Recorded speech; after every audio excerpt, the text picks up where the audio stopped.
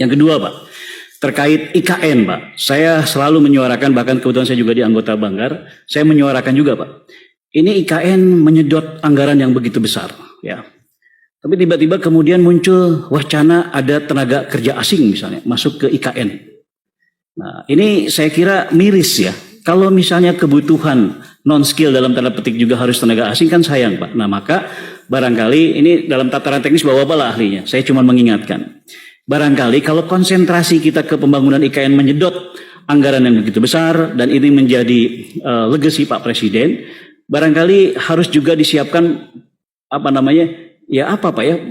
pusat diklatnya untuk pekerja-pekerja di IKN supaya kebutuhan sumber daya manusia yang saya yakin pembangunan ini akan berkelanjutan luar biasa Pak di sana. Saya kira kenapa misalnya dari Dirjen di Bina Konstruksi barangkali bisa juga membangun camp atau sekolahnya untuk mempersiapkan sumber daya manusia sehingga setiap kebutuhan yang diperlukan untuk pembangunan percepatan dan seterusnya di IKN itu betul-betul bisa cepat dan dipublikasikan Pak. Di Kalimantan ada super mega project gitu, sementara di beberapa wilayah kesulitan untuk hanya sekedar kerja.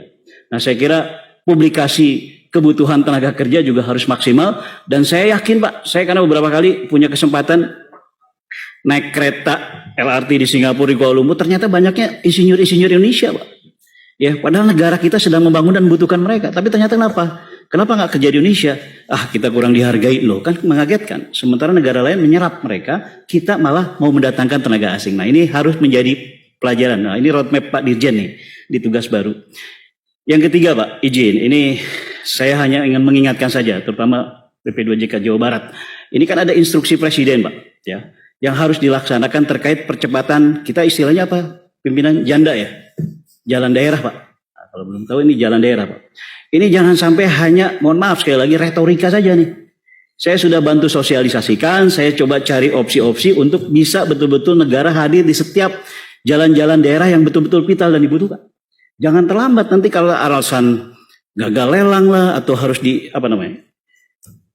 katalog dan segala macam. Pokoknya intinya laksanakan on time Pak. Ya.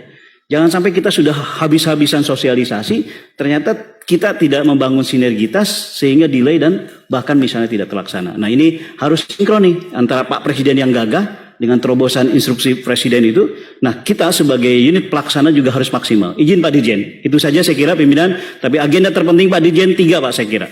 Pembenahan, optimalisasi dan pengembangan. Terima kasih. Assalamualaikum warahmatullahi wabarakatuh. Ya, terima kasih Pak Mul. Halo, selamat berjumpa dengan saya Anika, pembaca berita podcastnews.id. Saksikan terus konten-konten menarik dari kami. Jangan lupa subscribe, like, dan komen. Terima kasih.